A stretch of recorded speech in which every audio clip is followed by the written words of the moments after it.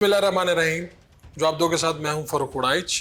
आज हमारे साथ हमारे मेहमान हैं आलमी शोहरत याफ्ता आर्थोपेडिक सर्जन डॉक्टर आमिर अजीज़ साहब। आमिर अजीज़ साहब के हवाले से बहुत सी बातें हुई।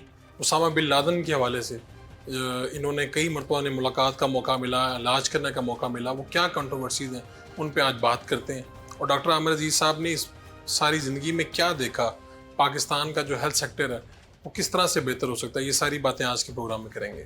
डॉक्टर आमिर अजीज़ साहब की पहली मुलाकात उसामा बिन लादेन से हुई कैसे थी, राब्ता कैसे हुआ था? फ़र्क, मैं किंग एडवर्ड मेडिकल कॉलेज में था जब अफ़गानिस्तान का जिहाद हो रहा था। मैं असिस्टेंट प्रोफेसर था ऑर्थोपीडिक्स का।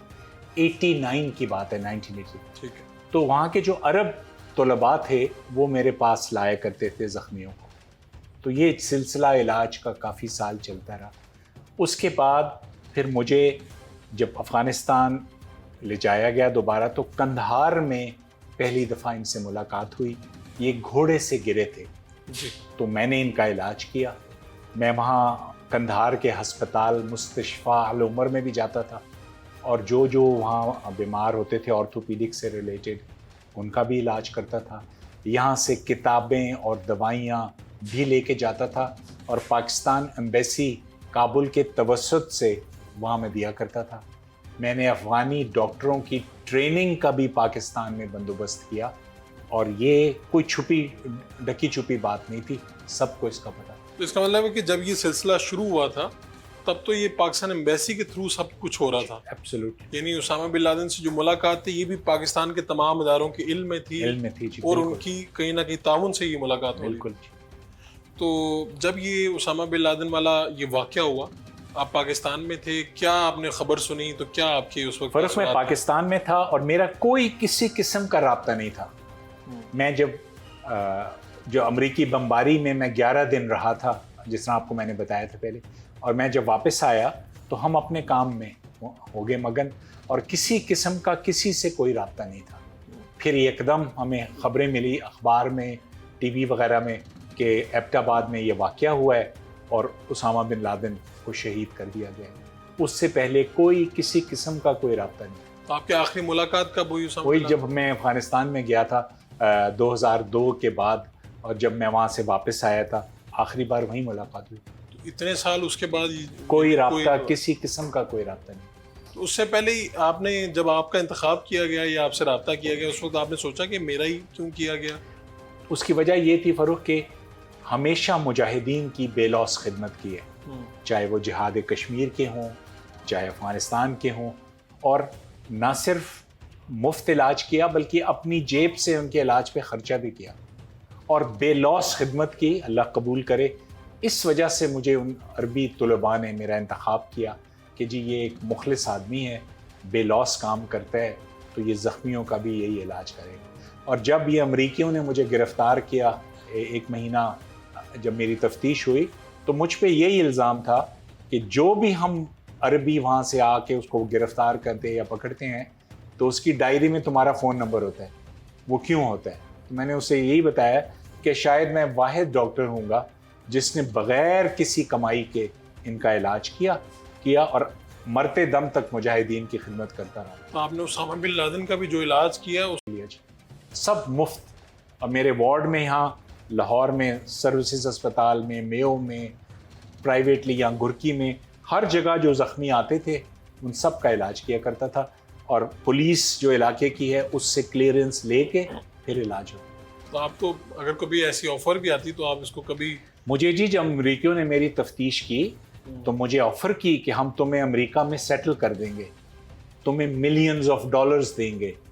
तो मैंने उनसे ये कहा कि मैं अपनी मर्ज़ी से मगरिब से वापस आया हूँ यहाँ, और अल्लाह पाक मुझसे खिदमत ले रहा है यहाँ गरीबों की, अपने मुजाहिदीन की और मेरे तलबा की। 200 ऑर्थोपीडिक सर्जन्स मैं यहाँ घुरकी से प्रोड्यूस कर चुका हूँ, FCPS ऑर्थोपीडिक, जो किसी भी इदारे से बहुत ज़्यादा है। इससे ज़्यादा काम अल्लाह मियाँ ले रहा है और शायद इसी पे मेरी बख्शिश हो जाए। आप इससे पहले भी जब ज़लज़ले भी आए तब भी, और कहाँ पे इलाज के लिए कहाँ पे गए, कहाँ पे कैंप्स किए होंगे? मैं कोसोवो भी गया हूँ जी। मैं अफ़गानिस्तान तो जाता रहता था। जब कश्मीर का ज़लज़ला आया 2005 में तो सबसे पहले हम पहुंचे मुजफ्फराबाद और हमने सबसे पहले वहाँ काम शुरू किया। 1 साल तक हमने वहाँ अस्पताल चलाया और वो अस्पताल वाहिद अस्पताल था मुजफ्फराबाद का, क्योंकि CMH भी तबाह हो चुका था और सिविल अस्पताल भी तबाह हो चुके थे। और ये हमने लोगों की डोनेशन से, लोग उनका इतबार था हम पे, और हमने वहाँ लेटेस्ट इक्विपमेंट था ऑर्थोपेडिक्स का, और हम वहाँ सारे ऑपरेशंस वहाँ करते थे। पाकिस्तान का सबसे पहला कंटेनर का मोबाइल अस्पताल हमने बनाया। उस वक्त कोई और पाकिस्तान में मोबाइल थिएटर नहीं था। ठीक है। और वो तब 5 लाख रुपए की डोनेशन से हमने बनाया, और हर किस्म के ऑपरेशन वहाँ शवाई नाला पे करते थे। और जो अमेरिकन डॉक्टर काम करने की नीयत से जाते थे, पता नहीं उनकी नीयत क्या होती थी, वो भी वहाँ आके वो देखते थे जब, तो हैरान रह जाते थे कि ये ऑपरेशन जो तुम मुजफ्फराबाद में कर रहे हो, हम अफगानिस्तान से जो हमारे ज़ख्मी होते हैं उनको जर्मनी लेके जाते हैं ताकि ये ऑपरेशन हो सके, और तुम यहाँ मुजफ्फराबाद में कर रहे हो। तो अल्लाह ने बड़ा काम लिया। 1 साल वो अस्पताल हमने चलाया। उसके बाद मुजफ्फराबाद के शरारती लोगों ने पुलिस की मौजूदगी में उस अस्पताल को आग लगा दी। वहाँ हमने मसनूई आज़ा का सेंटर भी बनाया था हुकूमत जापान की ताउन से, और कोई 150 के करीब मसनूई टांगे हम वहाँ लगा चुके थे लोगों को, उसको भी आग लगा दी। तो क्या वजूहात थी? बस जी शरारत पे उकसाया गया उनको। और मैं IG से भी मिला, वज़ीर आज़म से भी मिला कि जी हमारा क्या ज़ाती इसमें फ़ायदा है, हम हर हफ्ते नई टीम लाहौर से भेजते हैं जो यहाँ आके काम करते हैं, मैं हर वीकेंड आता हूँ, तो कम से कम तहफ़्फ़ुज़ तो हमें मिलना चाहिए। कोई सुनवाई नहीं हुई। साल बाद अस्पताल सारा जल गया। जो हमारा डॉक्टर वह था, उसके सर में जो उन्होंने मारा, 32 टांके उसको लगे। फिर वो काम भी बंद हो गए।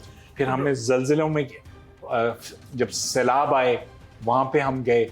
जिस किस्म का कोई आफत आती है, चाहे इंसानी या कुदरती, घुरकी सबसे आगे होता है। मनामा पुलिस स्टेशन में जब हुआ, सबसे ज़्यादा हमने खिदमत की। वाघा बॉर्डर पे जब ब्लास्ट हुआ, सबसे ज़्यादा हमने खिदमत की।